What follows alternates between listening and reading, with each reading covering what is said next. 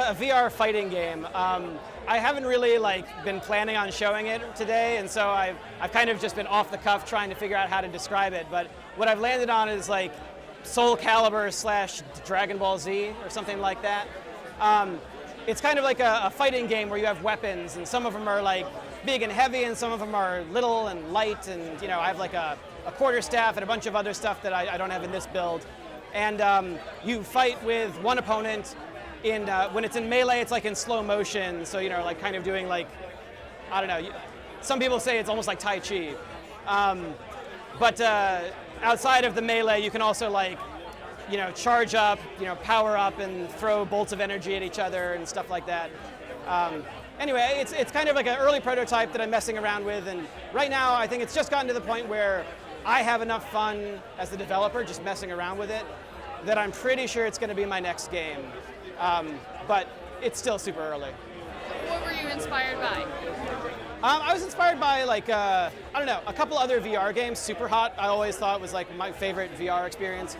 Beat Saber, of course, is amazing. It turns out this game, despite being a sword fighting game, has very little in common with Beat Saber.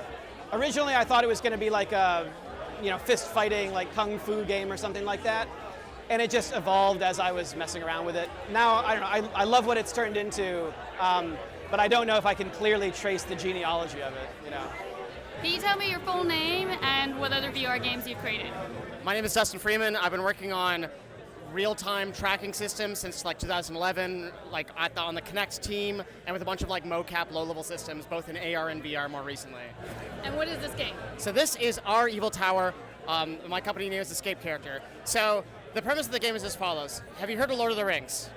Yes. Great, cool. So there's this moment in the third movie where Sauron knows the ring is nearby, and his eye at the top of the tower is darting around looking for it. This game is about that moment. So the person in the VR headset is the Dark Lord, and if you turn towards the screen right there, you can see what the Dark Lord looks like, looking around like so. Everyone else who uses controllers, you're trying to find the artifact and bring it to the tower without the Dark Lord noticing you. It started as a local multiplayer game in a jam, 4 people on controllers, 1 person is a Dark Lord, but those don't sell super well on Steam, because they require so many people, and it's balanced for that. So my goal is to I'm working on the remote version now, and my goal is to have VR streamers play against their audience. So it's kind of hey, I'm streaming at this time, come at me. Hi, I'm joined by, can you tell me your full name and who you're representing? Yes, Hike. My name is Hike Amirbekyan, and I represent myself. I don't have a company. So tell me a little bit about this game that you're showcasing here. This game here is a survival game. You fly around with a jetpack. You kill a lot of monsters. I have hundreds of monsters on the screen. I have a day-night cycle. You have a lightsaber and a gun and a jetpack and a flashlight, and you gotta basically survive as long as you can. I actually created the same game for Android. Haven't released it yet. I just ended up porting it now. So this will actually be my first release. If it does well, I'll continue it, I'll support it, and I'll improve it over time. If not, then I'll move on to the next project. Yeah, my name is Russell Weed, and I'm with my company. Company name goes here. It's the name of my small studio. It's a one-person thing, and I'm in from Oklahoma City, Oklahoma, and I've been working on my first VR game. It's called Polycube. What is it about?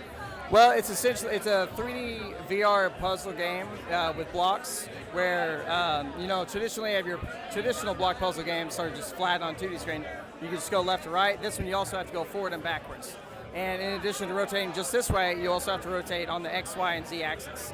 So it's a lot harder, and you have to work on your spatial skills, and you can also rotate the whole grid. And on PC, it's a room scale game, so you can walk around, and you can get a better look at things. So if there's a hole in the middle, but also on the go, of course, you can't do room scale. But I'm hoping to bring it to the Oculus Quest when that comes out. I'm John Thorpe. This is Lighter Than Air, a virtual hot air ballooning experience. This is how much can you tell us about this experience without? This is on Steam. Where it's going and some of the people who are using it, we're not talking about too much quite yet. But you can get it on Steam right now. What's your objective? Is it just being in a hot air balloon? It's the long-term goal is to make it indistinguishable from a real hot air balloon ride. It's on its way. It's not there yet, but someday. Are you going to try it? Yep, I'm going to try it now. Excellent.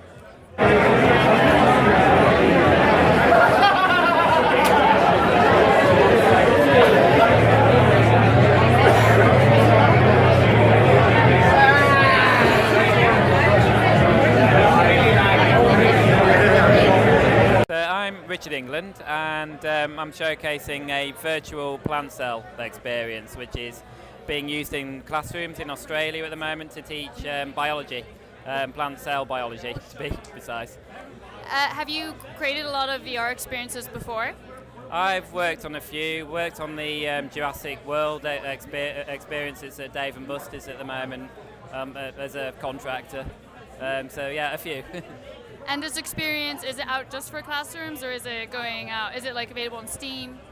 Yeah, a few apps are available on Steam and on the Oculus Store as well. This is going to be available on the store too, but it's currently in beta.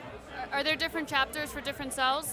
Currently there's just one long 30-minute experience, but we've got different versions of it. We've got one that's more about the DNA and protein, which is for kids of a more advanced stage, and this one is the basic one, which teaches you kind of the basics about the plant structure, the cell structure, the nucleus, and how the plant creates oxygen from carbon dioxide and sunlight and water.